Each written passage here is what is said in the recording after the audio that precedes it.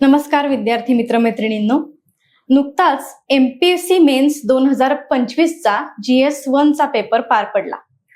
तर त्यातल्या हिस्ट्री या विषयामध्ये जे प्रश्न आले होते त्याविषयी आज चर्चा करणार आहे आणि त्यासाठी आपल्याकडे आज आलेले आहेत शरद पाटील सर. तर सर, राज्यसेवेची डिस्क्रिप्टिव्ह पॅटर्न प्रमाणे झालेली ही पहिलीच परीक्षा होती. तर त्याचा विचार करता म्हणजे सिलेबस पण UPSC सारखा, पॅटर्न पण UPSC सारखा, तर हे सगळं बघता हिस्ट्री या विषयावरचे जे प्रश्न आलेले आहेत आपल्याला GS1 मध्ये, तर त्या प्रश्नांविषयी तुमचं ऑब्झर्वेशन काय सांगाल? ज्या वेळेला परीक्षा पद्धती बदललेली होती, सिलेबस बदललेला होता, त्यावेळेला अनेकांच्या मनामध्ये हा खरं तर प्रश्न होता की जर परीक्षा बदललेली असेल आणि सिलेबस बदललेला, एक्झाम पॅटर्न बदललेला असेल तर मग कदाचित येणारे परीक्षेमधले प्रश्न जे आहेत तर ते UPSC सारखेच कदाचित विचारले जाऊ शकते. मी इतिहास या विषयाबद्दल आपण काल युट्यूबवरती सविस्तर व्हिडिओही बनवलेला आहे. तर माझे ऑब्झर्वेशन्स ही आहेत की UPSC ज्या पद्धतीनं थोडे अनालिटिकल क्वेश्चन्स विचारते, इतिहासकारांची मतं विचारलेली असतात आणि त्याच्यावरती प्रश्न फॉर्म झालेले असतात, तर तसे प्रश्न न विचारता सिलेबस मधले जे महत्वाचे टॉपिक्स आहेत त्याला धरून थेट ज्याला आपण म्हणतो किंवा आपण काही वेळेला प्लेन म्हणू शकतो, अशा पद्धतीचे प्रश्न जे आहेत हे विचारलेले होते.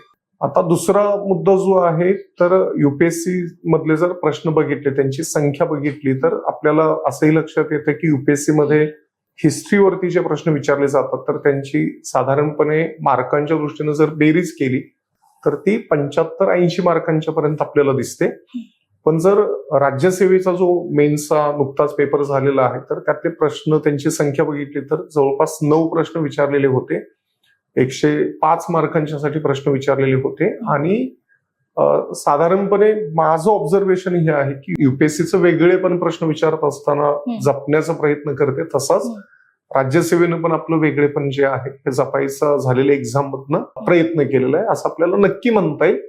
त्यामुळे विद्यार्थ्यांनी जे पुढं या राज्यसेवा परीक्षेची तयारी करणारे विद्यार्थी आहेत त्यांच्या मनामध्ये ही जी शंका आहे की UPSC सारखा पॅटर्न झाला, सिलेबस झाला, त्यामुळं प्रश्नही UPSC सारखे येतील, तर हिस्ट्री विषयाबद्दल मात्र मला असं वाटतं की तिथं आलेले प्रश्न हे तुलनेनं सोपे आहेत आणि त्यामुळं ही शंका किंवा ही भीती न बाळगता या परीक्षेची तयारी विद्यार्थ्यांनी करायला हरकत नाही. सर, जसं आपल्या व्हिडिओमध्ये पण हा मुद्दा आलेला आहे की आपल्याकडं ज्या टेस्ट सिरीज आपण घेतलेल्या होत्या या परीक्षेच्या आधी, तर त्याच्यामध्ये जे प्रश्न होते आपल्या युनिकच्या टेस्ट सिरीज, तर तशा स्वरूपाचे प्रश्न सुद्धा या क्वेश्चन पेपरमध्ये आपल्याला बघायला मिळतात. त्याविषयी काय सांगा? आता मला खरं तर सगळ्यात महत्वाचा एक प्रश्न जो आठवतोय की जो आपल्या टेस्ट सिरीज मध्ये आपण विचारलेला होता आणि जो झालेल्या एक्झाम मध्येही आलेला आहे तो वारकरी चळवळीच्या तत्वज्ञानाबद्दलचा. आता आयोगाचं जर आपण सिलेबस व्यवस्थित बघितला तर त्या सिलेबस मध्ये भारतीय संस्कृती वारसा याला जोडून महाराष्ट्र स्पेसिफिक हा आपण म्हणू की सिलेबस मधला घटक ऍड झालेला आहे. त्याच्यामध्ये या वारकरी चळवळीचं तत्वज्ञान, या चळवळीमध्ये या चळवळीचं महाराष्ट्रातल्या जडणघडणीमधलं योगदान या बाबी हायलाइट झालेले. त्यामुळं अशा अपेक्षा असणं की एखादा सिलेबस मधला एक स्वतंत्र घटक आहे ज्याच्यामध्ये आपल्याला काही कीवर्ड्स दिलेले आहेत आणि त्याच्यावरती प्रश्न येणं हे साहजिक होतं. आणि ही बाब लक्षात ठेवून झालेल्या टेस्ट सिरीज मध्ये आपण तशा पद्धतीचे काही प्रश्न फॉर्म केलेले होते. फक्त टेस्ट सिरीज मधले हिस्ट्री बद्दलचेच नाहीये तर बाकीच्या विषयांच्या बद्दलचे पण प्रश्न जे आहेत हे आपल्याला पॉलिटीचा जो दुसरा पेपर झाला तर त्याच्यामध्ये रिपीट झालेले होते किंवा लँग्वेजचे जे पेपर झालेले होते तर त्याच्यामध्ये जे निबंध विचारलेले आहेत तर ते तशा पद्धतीचे, असे थेट म्हणता येणार नाही पण त्या विषयाला धरून तशा पद्धतीचे प्रश्न आपल्या टेस्ट सिरीज मध्ये आलेले होते. त्यामुळं जे विद्यार्थी या परीक्षांची तयारी करतायत तर त्यांनी टेस्ट सिरीज की जिथं दर्जेदार प्रश्न विद्यार्थ्यांना सोडवण्यासाठी दिले जातात, ते व्यवस्थित तपासून दिले जातात, त्याच्याबद्दल सविस्तर फीडबॅक दिला जातो. मला असं वाटतं की ज्यांनी याचा फायदा घेतला, ज्यांनी त्या पद्धतीनं प्रिपरेशन केलं तर ती बाब नक्कीच त्यांना फायदेशीर ठरलेली असेल. आणि मी असं म्हणेन की जे विद्यार्थी पुढची परीक्षा द्यायचा विचार करतायत तर त्यांनी अशा पद्धतीनं टेस्ट सिरीजचा आपण म्हणू की त्यांच्या प्रिपरेशनसाठी नक्की वापर करायला पाहिजे किंवा त्याचा त्यांनी उपयोग करून घ्यायला पाहिजे. बरोबर आहे.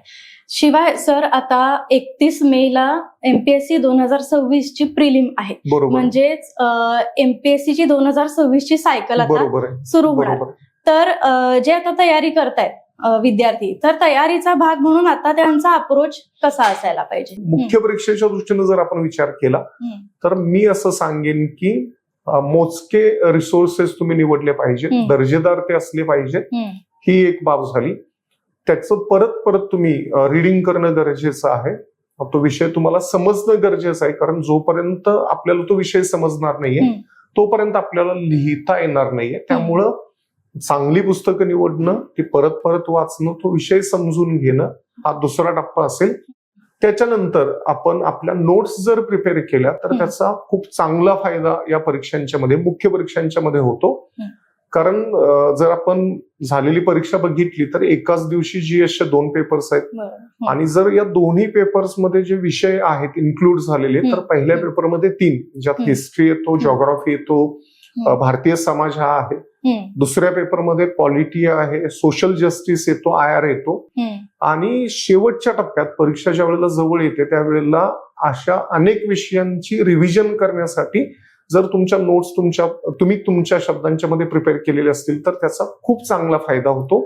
दुसरी किंवा तिसरी महत्वाची बाब. चौथी मला खूप महत्वाची बाब ही वाटते की आपण वाचणं, अभ्यास करणं आणि एका अर्थानं आपण म्हणू की आपलं प्रिपरेशन जे आहे तर ते तशा पद्धतीनं सुरू ठेवणं. पण या परीक्षेचा जर विचार केला तर मला असं वाटतं की प्रिलिम ही तुम्ही जे वाचलेलं आहे ते तुम्ही किती लक्षात ठेवता याची परीक्षा आहे असं वाटतं. मेन्स मी असं म्हणेन की तुमच्या लिखाणाची परीक्षा. आणि त्यामुळं ज्या वेळेला तुम्ही प्रिलिम द्याल आणि त्याच्यानंतर जेवढ्या लवकर शक्य आहे तेवढ्या लवकर जर तुम्ही उत्तर लिखाणाला वळाला, उत्तर लिखाणाचा सराव सुरू केला आणि जसं आपण आता अगोदरही बोललेलो आहे की चांगली टेस्ट सिरीज जर तुम्ही जॉईन केली तर त्याचा नक्की तुम्हाला या प्रिपरेशनसाठी फायदा होईल. त्यामुळं चांगली पुस्तकं निवडणं, ती परत परत वाचणं, त्याच्यानंतर आपल्या स्वतःच्या नोट्स प्रिपेअर करणं, त्या तयार करत असताना खूप बल्की त्या न ठेवता कमीत कमी शब्दामध्ये असतील अशा पद्धतीच्या त्या नोट्स असणं आणि लिहिण्याचा सातत्यानं सराव करणं. आणि जसं आता आपण शेवटी म्हटलं की चांगल्या शिक्षकांच्याकडनं, मार्गदर्शकांच्याकडनं ते तपासून घेणं. मला एक उदाहरण द्यायला नक्की इथं आवडेल. म्हणजे आता जो प्रश्न आपण डिस्कस करत होतो की आपल्या टेस्ट सिरीज मधले काही प्रश्न आलेले आहेत, त्यातला वारकरी चळवळीचं तत्वज्ञान हा प्रश्न आहे. तर हा प्रश्न ज्या वेळेला विद्यार्थ्यांनी टेस्ट सिरीज मध्ये सोडवलेला होता, त्यांची उत्तर आम्ही चेक करत होतो, तर त्याच्यामध्ये तत्वज्ञानाचा जो भाग आहे हा सोडून या वारकरी चळवळीचा जो आचार धर्म आहे की तुम्ही त्या चळवळीचा भाग म्हणून कशा पद्धतीनं तुमचं जीवन जगायला पाहिजे याच्यामध्ये ज्या बाबी सांगितलेल्या असतात या बाबी बऱ्याचदा विद्यार्थ्यांनी उत्तरामध्ये लिहिलेल्या होत्या. आणि ज्या वेळेला तुम्ही अशा पद्धतीची परीक्षा देता की जिथं नेमकं लिहिणं अपेक्षित आहे, जिथं विचारलेलं जे आहे ते लिहिणं अपेक्षित आहे, त्यावेळेला तुम्ही लिहिलेली उत्तरं जर तुम्हाला व्यवस्थित आपण म्हणू की चेक करून मिळाली तर त्याचा तुम्हाला इम्प्रुव्हमेंटसाठी फायदा होऊ शकतो, त्याचा तुम्हाला मार्क्स मिळवण्यासाठी फायदा होऊ शकतो. जसं मी आता म्हटलं की वारकरी चळवळीचं तत्वज्ञान काय आहे, तर ही विठ्ठल केंद्री अशा पद्धतीची चळवळ आहे. भक्ती चळवळीचा आपण म्हणतो की महाराष्ट्रामधला हा प्रवाह आहे. अद्वैतवादी तत्वज्ञानावरती या चळवळीनं भर दिला किंवा आपल्यालाच लक्षात येतं की अहिंसा हे तत्व जे आहे ते या चळवळीनं खूप महत्वाचं मानलेलं दिसून येतं. आणि जातीभेद, वर्णभेद, लिंगभेद याच्या पलीकडे आपल्याला ही चळवळ गेलेली दिसून येते. तर हे जे नेमके मुद्दे उत्तरामध्ये येणं अपेक्षित आहे हे रिव्हिजन शिवाय किंवा तुम्ही उत्तर चांगलं लेखन करणं, तपासून घेणं याच्याशिवाय शक्य नाही. त्यामुळं लिहिणं हे खूप महत्वाचं असेल. आणि जे विद्यार्थी पुढे जाऊन ही परीक्षा द्यायचा विचार करतात तर त्यांनी लिहिण्याचा सराव करावा आणि टेस्ट सिरीजचा त्यांना नक्की फायदा होईल असं मी म्हणेन. बरोबर. आणि सर हिस्ट्रीसाठी तुम्ही स्पेसिफिकली काय रेफरन्स सजेस्ट कराल? मला असं वाटतं की इतिहास हा असा विषय आहे की ज्या विषयाबद्दलचे प्रचंड रिसोर्सेस अवेलेबल आहेत. ते बाकीच्या विषयांच्या बद्दल पण आहेत, पण हिस्ट्रीचा जर विचार केला तर तुम्हाला प्रचंड मोठ्या प्रमाणामध्ये पुस्तके या विषयासाठी उपलब्ध आहेत.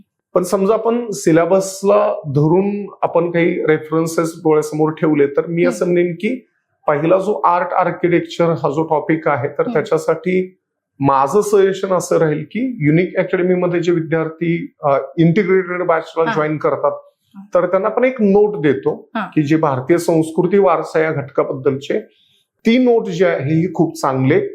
त्याच्याबरोबरीनं या विषयाची जी लेक्चर्स होतात या विषयाच्या लेक्चर्सच्या ज्या PDF आहेत PPT ज्या आहेत तर त्या आपण आपल्या युनिक अकॅडमीच्या ऍपवरती अपलोड करत असतो. मी असं म्हणेन की त्या बाबी तुम्हाला त्या पहिल्या टॉपिकसाठी नक्की उपयोगाला येतील. त्याच्या जोडीला आपण न्यूजपेपर रिडिंग हे जे बाब आपल्या प्रिपरेशनचा भाग म्हणून करतो तर तीही खूप काळजीपूर्वक करणं गरजेचे. हे मला आता हा रेफरन्स यासाठी लक्षात येतोय की या काही महिन्यांच्या पूर्वी युनेस्कोनं महाराष्ट्रामधले जे किल्ले आहेत त्यातल्या काही किल्ल्यांना आपण वर्ल्ड हेरिटेज साईटचा दर्जा दिलेला होता. तर थोडी आम्हाला अशी अपेक्षा होती की त्या किल्ला स्थापत्यावरती महाराष्ट्रातल्या एखादा प्रश्न विचारला जाईल. तर हिस्ट्री आपण म्हणू की जरी भूतकाळातल्या घटना आपण त्याच्यामध्ये अभ्यासत असलो तरी पण काही त्यातले असे घटक आहेत की जे चालू घडामोडींशी आपण जोडून घेऊ शकतो. त्यामुळे न्यूजपेपर रिडिंग ही एक बाब. त्याच्यानंतर पुढचा जो घटक आहे तर त्यामध्ये आधुनिक भारताचा इतिहास हा सगळ्यात महत्वाचा टॉपिक आहे, ज्याच्यासाठी NCERTचं जे मॉडर्न इंडिया बिपनचंद्रांचं पुस्तक आहे हे खूप दर्जेदार आणि चांगलं आहे. बिपनचंद्रांचंच इंडिया स्ट्रगल फॉर इंडिपेंडन्स हेही पुस्तक खूप चांगलं आहे आणि त्यांनीच लिहिलेलं इंडिया सिन्स इंडिपेंडन्स जे आहे त्यातले मोजके टॉपिक जे आहेत हे नक्की आपल्याला या परीक्षेसाठी उपयोगाला येतील. त्याच्याशिवाय जर आपण स्टेट बोर्डची पुस्तकं वाचली तर त्यातनंही आपल्याला या परीक्षेसाठी काही फॅक्च्युअल बाबींच्यासाठी त्याचा फायदा होऊ शकतो. त्यामुळे मग ही काही अशा पद्धतीचे रेफरन्सेस आपल्याला वाचता येतील. आणि वर्ल्ड हिस्ट्रीचा जो भाग आहे तर त्याच्यासाठी युनिक अकॅडमीनं NCERTचं जे जुनं पुस्तक होतं समकालीन जगाचा इतिहास या नावानं ते प्रकाशित केलेलं आहे तर तेही विद्यार्थ्यांना वापरता येईल. आणि त्याच्याशिवाय जैन माथुर हे खरं तर UPSCचे विद्यार्थी ऑप्शनल साठी जे रेफरन्स पुस्तक वापरतात तर ते खूप मोठं आहे पण त्यातले मोजके टॉपिक जे आहेत हे जर आपण निवडले आणि त्याचा व्यवस्थित अभ्यास केला तर मला वाटतं की त्याचा फायदा विद्यार्थ्यांना होऊ शकतो. फक्त जाताना इथं मी एक बाब ऍड करेन की यावर्षी वर्ल्ड हिस्ट्रीवरती एकच प्रश्न विचारलेला होता, 15 मार्कांचा होता. जास्तीत जास्त प्रश्न हे आधुनिक भारताच्या इतिहासावरती विचारलेले होते आणि सांस्कृतिक वारसा हा जो घटक आहे तर त्याच्यावरती 2 आलेले होते. त्यामुळं थोडंफार आपण हे डोक्यामध्ये ठेवून की परीक्षेमध्ये प्रश्न जे विचारले जातील तर त्यामध्ये आधुनिक भारताचा इतिहास हा जास्त परीक्षेच्या दृष्टीने महत्वाचा आहे हे डोळ्यासमोर ठेवून त्या पद्धतीनं आपल्याला प्रिपरेशन करायला हरकत नाही. पण मला असं वाटतं की हे झाले रेफरन्सेस किंवा या काही बाबी.